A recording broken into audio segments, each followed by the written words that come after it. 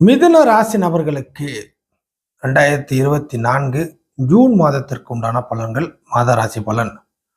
மிதுன ராசி நபர்களை பொறுத்தவரை இந்த ஜூன் மாசத்துல 12ஆம் இடமாக இருந்தாலும், அதாவது மிதுன ராசிக்கு ரிஷப வீடு 12ஆம் இடமாக இருந்தாலும், புதன் மேஷ வீட்டை விட்டு வெளியேறி மாதம் முழுக்க இந்த 12ல் டிராவல் ஆகி அதன் பிற்பாடு ஜென்ம ராசி அப்படிங்கிற ஒரு விஷயம் கிடைக்க போகுது.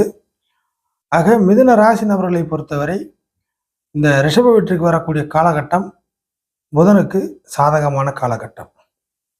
அதற்கு அடுத்த நிலைமையாக இந்த ராசிக்கு அவயோகின்னு சொல்லக்கூடிய 6ஆம் அதிபதியான செவ்வாய் தன் வீட்டிற்கு 6ல் மறைஞ்சு 11ஆம் இடத்தில் இருக்கக்கூடிய நிலவரம்.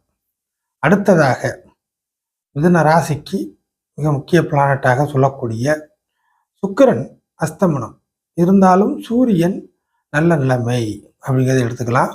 இதெல்லாம் மேஜராக இருக்கக்கூடிய கிரக நிலைகள் மிதுன ராசிக்கு. முதன்மையாக புதனுடைய நகர்வு, புதனுடைய பெயர்ச்சி அப்படிங்கிறது பார்த்தீங்கன்னா ரிஷப வீடு ஒரு 15 தேதி வரைக்கும் ரிஷப வீடு, அப்புறம் ஜென்ம ராசி அப்படிங்கிறது. ஆக ரிஷப வீட்டில் வரக்கூடிய புதனுக்கு நன்மையான சூழ்நிலை இருக்கிறது. கடந்து போன காலகட்டம் பாருங்க, ஒரு 2-3 மாசமாவே ஒரு கலவரமான ஒரு இடமாக சொல்லப்படக்கூடிய மேஷ வீடு, அடுத்தது நீசமான மீன வீடு, இப்படிங்கிற மாதிரி ஒரு கலவரமான ஒரு சூழ்நிலையில மிதுன ராசி நபர்கள் அவரவர் லெவலுக்கு ஏற்ப ஒரு மனசுக்குள்ள ஒரு வைத்தறிச்சலோடே நிறைய புழுங்கி புழுங்கி வாழக்கூடிய தன்மையில இருந்திருப்பீங்க. ஸோ எந்த ஒரு விஷயமும் உங்களால செயல்படுத்த முடியாத ஒரு நிலைமைக்கு வந்திருப்பீங்க. அழுகை, ஆத்திரம் இவ்வளவுதான் உள்ளுக்குள்ள இருந்ததை தவிர ஒரு மகிழ்ச்சி, இயல்பான நிலைமை, உங்களுக்கான ஒரு சந்தோஷ அமைப்புகள் எதுவுமே இல்லை. காரணம் புதனுடைய வீக்னஸ் தான். புதன் எந்த அளவுக்கு பாதிக்கப்படுதோ அந்த பாதிப்பு அப்படியே ரிஃப்ளெக்ஷன் மிதுன ராசி, கன்னி ராசிகள்லாம் தெரியும்.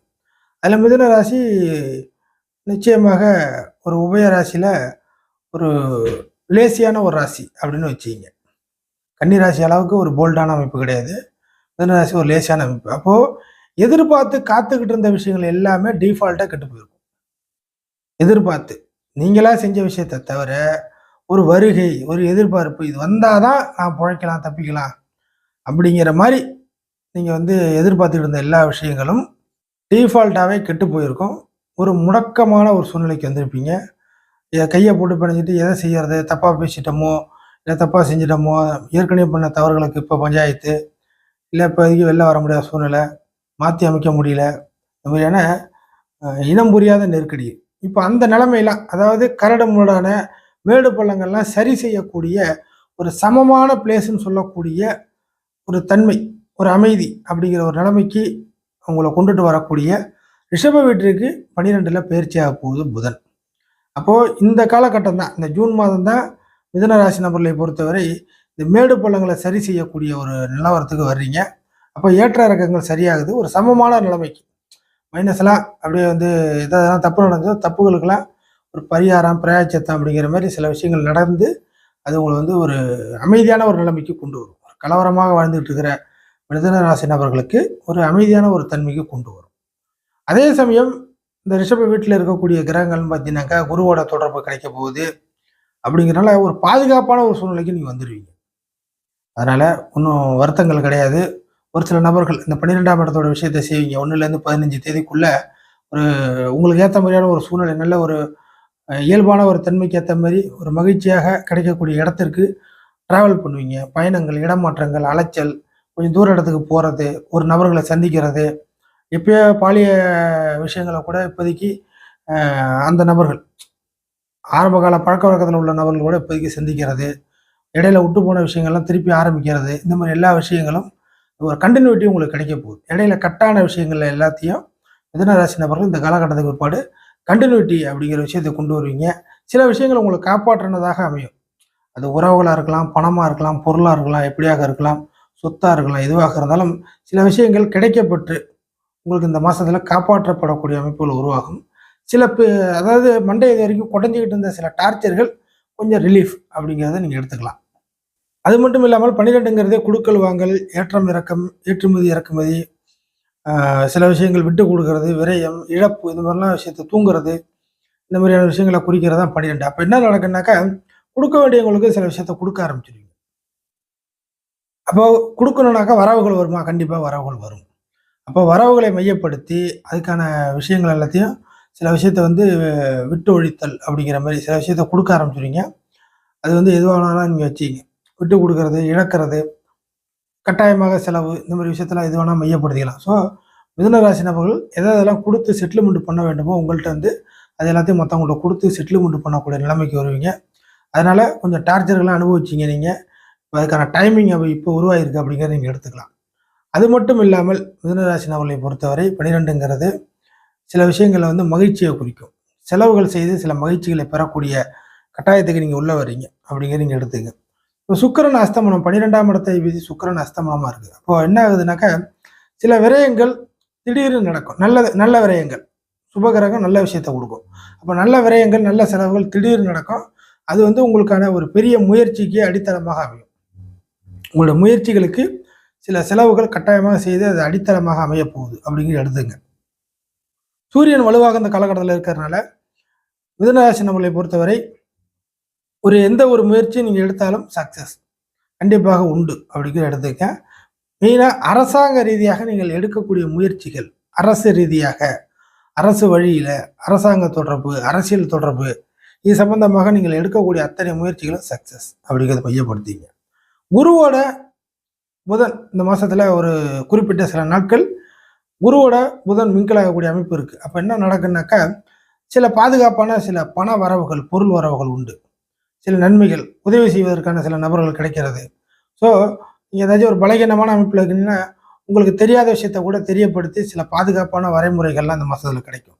அதே சமயம் தவறுகள் செய்யும் பட்சத்தில் தவறுகளுக்கான தண்டனைகளும் கண்டிப்பாக உறுதி அப்படிங்கிறத நீங்க மைண்ட்ல வச்சுக்கணும். காரணம் என்னவென்றால் 11ஆம் இடத்தில் செவ்வாய் வருவது கூடுதல் பலம் அப்படிங்கிறது மாரி போயிடும். ஸோ தப்பு செஞ்சா தண்டனை அப்படிங்கிறது. ஃபைனலாக இந்த செவ்வாய் 11ல வருது. 6ஆம் வீடு 6க்கு 6ல மறைஞ்சு 11ல செவ்வாய் வருது. அப்ப இந்த செவ்வாயினால ஏதாச்சும் புண்ணியம் இருக்குப்பா? கண்டிப்பாக பெரிய அளவுக்கு புண்ணியம் இருக்கு. காரணம் இந்த ராசிக்கு எப்படியா இருந்தாலும் கெடுக்கக்கூடிய கிரகம் செவ்வாய். அப்போ ஒரு 2, 3 இடத்துல இருந்தா தான் கெடுக்க முடியாத ஒரு இடத்துல இருக்கு. அதுல ஒரு இடம் வந்து 11ல வருது. அப்ப என்ன ஆகுதுன்னா, உங்களுக்குன்னு சில எதிரி தொந்தரவுகள், உங்களுக்குன்னு சில கடன் பிரச்சனைகள், உங்களுக்குன்னு ஒரு எதிர்ப்பு, உங்களுக்குன்னு சில முட்டுக்கட்டைகள், தடைகள்.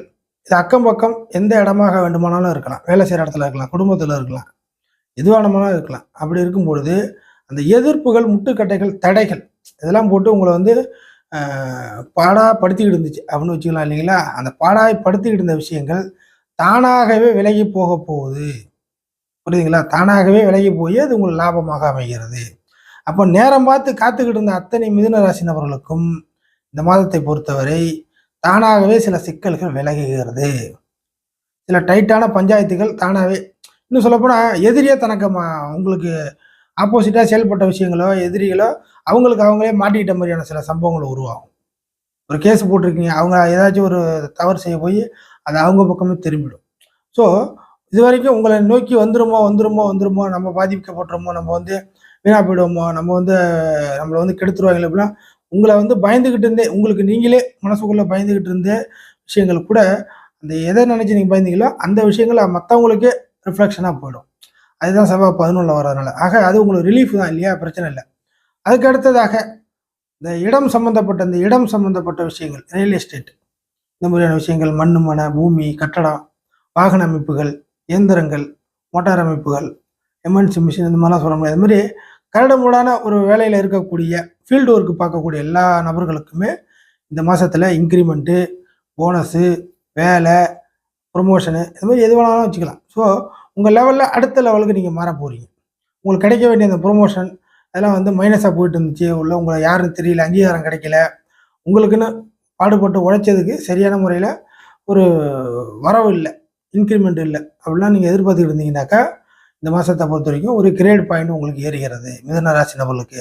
குறிப்பாக வேலையில போறவங்களுக்கு, சம்பள வேலையில இருக்கிறவங்களுக்கு இந்த விஷயங்கள் அடுத்த கட்டத்திற்கு உங்களோட உழைப்பு இந்த காலகட்டத்தில வெளியே தெரியப்பட்டு அடுத்த கட்டத்துக்கு போவீங்க. தொழில் ரீதியாக பண்ணிட்டு இருக்கிற மிதுன ராசி நபர்கள், தொழில் ரீதியாக விரயங்கள் மட்டுமே நடக்கும். தொழில்ல வந்து தெரியாத விஷயத்துல போய் காலடி வைக்க தேவையில்ல. அடுத்த ஃபைனலாக 11ஆம் இடத்துல செவ்வாய் இருக்கனால உயிர் காரகத்துவ விஷயத்துல அண்ணன், தம்பி, அக்கா, தங்கச்சி இந்த மாரி சகோதர அமைப்புகள் பஞ்சாயத்துகள் இந்த மாசத்துல கிளியர் ஆகுது. சகோதர அமைப்புகள், இல்ல சகோதரர் போல பழகக்கூடிய நபர்கள் எதுவானமா வச்சுக்கங்க. இந்த அண்ணன் தம்பி லைனில் இருக்கக்கூடிய, இல்லை அவங்களோட டச்சு, அவங்களோட பஞ்சாயத்து, அவங்களோட பிரச்சனைகள் இருக்கக்கூடியவங்களுக்கு உங்களுக்கும் அவங்களுக்கும் இருந்து வந்த பிரச்சனைகள் இந்த மாதத்தில் கொஞ்சம் கட்டாக போகுது. பிரச்சனைகள் கட்டாக போகுது அப்படின்னா நீங்கள் நல்ல விஷயம் தான் எடுத்துக்கணும். ஸோ இந்த மாதிரி மிதுன ராசிக்கு செவ்வாயினால் சில நன்மைகள் உருவாகுது. குறிப்பாக சம்பள வேலையை மாற்றி அமைக்கக்கூடிய, மாறுதல்களை எதிர்பார்க்கக்கூடிய மிதுன ராசி நம்மளுக்கு நிச்சயமாக சம்பள வேலையில் மாற்றங்கள் உறுதி.